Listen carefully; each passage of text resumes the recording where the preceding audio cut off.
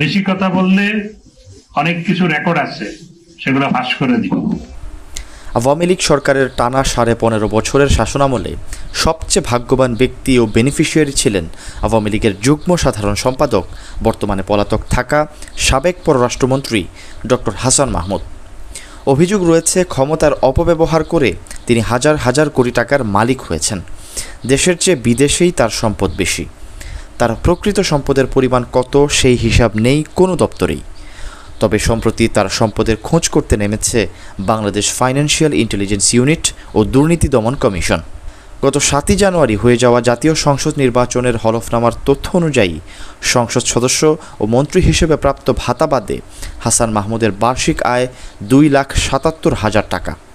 কিন্তু অনুসন্ধান বলছে ভিন্ন কথা। দুদকে জমা হওয়া অভিযোগের তথ্য অনুযায়ী 15 বছরে হাসান মাহমুদের সম্পদ বেড়েছে 4,683 গুণ।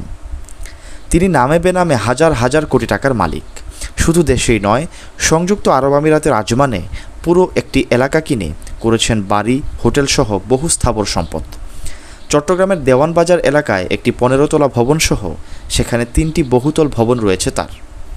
ঢাকার পিঙ্ক সিটিতে রয়েছে 3টি বাড়ি, প্লট ও বাড়ি আছে রাজধানীর বসুন্ধরা আবাসিক এলাকাতেও। রাজধানীর চলচ্চিত্র উন্নয়ন কর্পোরেশন এফডিসির পাশে শত কোটি টাকা মূল্যের বাণিজ্যিক প্লট কিনেছেন তিনি। নিজ নির্বাচনী এলাকা রাঙ্গুনিয়ায় সনাতন ধর্মাবলম্বীদের বসতভিটাসহ জমি দখলের অভিযোগ আছে সাবেক এই মন্ত্রীর বিরুদ্ধে। চট্টগ্রামের রাঙ্গুনিয়ায় 16.19 একর পাহাড় দখল করে আবাসন প্রকল্প করেন ডক্টর হাসান মাহমুদ। চট্টগ্রামের খুলশী, বাকলিয়া ও গাজীপুরের বিভিন্ন মৌজায় রয়েছে তার কয়েক একর সম্পত্তি আছে চট্টগ্রামের সিরাজউদ্দৌলা সড়কেও।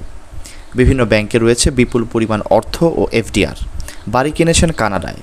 মাতার বাড়িতে কয়লা বিদ্যুৎ ও গভীর সমুদ্র বন্দরের কাজের নানা ঠিকাদারি তার নিয়ন্ত্রণে ছিল, কিন্তু এসবের কোনোটিই তার আয়কর বিবরণী বা হলফনামায় উল্লেখ নেই।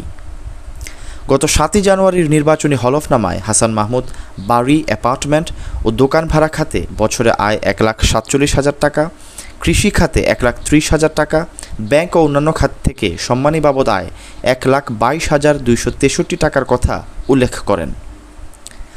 সংসদ সদস্য ও মন্ত্রী হিসেবে প্রাপ্ত ভাতা বাদ দিলে হাসান মাহমুদের বাৎসরিক আয় 2,77,000 টাকা। আর 2018 সালে একাদশ জাতীয় সংসদ নির্বাচনে বার্ষিক আয় ছিল 1,80,000 টাকা।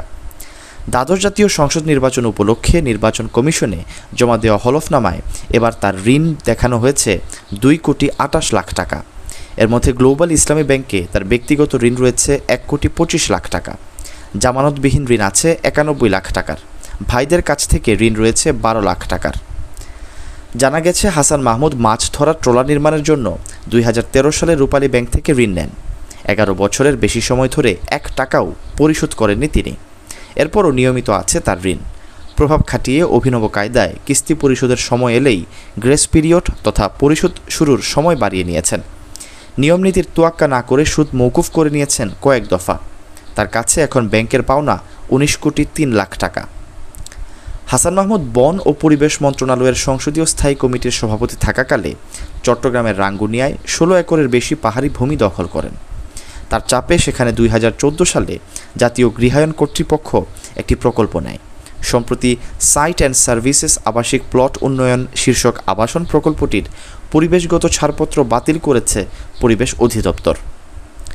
সূত্র জানিয়েছে, প্রকল্প এলাকার 70% পাহাড় ও 30% জলাধার হওয়ায় বিভিন্ন সংস্থার আপত্তিতে প্রকল্পটি প্রথমেই বাতিল করা হয়।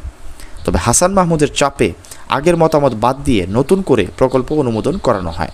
গত 11 আগস্ট হাসান মাহমুদ এবং তার স্ত্রী কন্যার ব্যাংক হিসাব জব্দ করেছে বাংলাদেশ ফাইন্যান্সিয়াল ইন্টেলিজেন্স ইউনিট।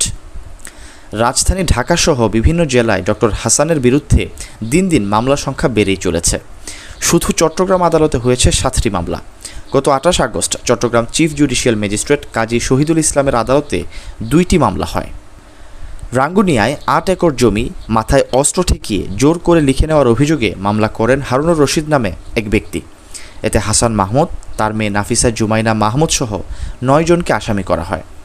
মামলার অভিযোগে বলা হয়, 2022 সালের 18 সেপ্টেম্বর বাদীকে জোর করে তুলে নিয়ে মাথায় অস্ত্র ঠেকিয়ে রাঙ্গুনিয়া সাব রেজিস্ট্রি অফিসে তার কাছ থেকে লিখে নেওয়া হয় 8 একর জমি।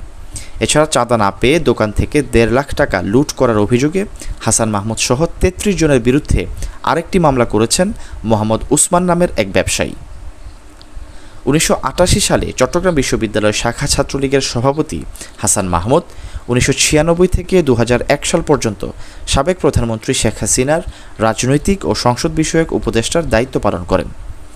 2008 সালে নবম জাতীয় সংসদ নির্বাচনে প্রথমবারের মতো আওয়ামী লীগের মনোনয়নে চট্টগ্রাম 7 আসন থেকে সালাউদ্দিন কাদের চৌধুরীকে পরাজিত করে প্রথমবারের মতো সংসদ সদস্য নির্বাচিত হন।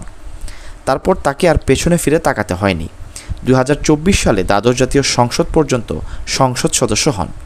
2009 সালের জানুয়ারি থেকে পররাষ্ট্র প্রতিমন্ত্রী দিয়ে মন্ত্রিত্ব জীবন শুরু হয়। পরে পরিবেশ প্রতিমন্ত্রী, পরিবেশ মন্ত্রী, তথ্য ও সম্প্রচার মন্ত্রী এবং সর্বশেষ পররাষ্ট্রমন্ত্রীর দায়িত্ব পালন করেন রাষ্ট্রপতি সংসদ বাতিল করার আগ পর্যন্ত। গত 5ই আগস্ট সাবেক প্রধানমন্ত্রী শেখ হাসিনা পালিয়ে ভারত যাওয়ার পর থেকে আত্মগোপনে আছেন ডক্টর হাসান মাহমুদ।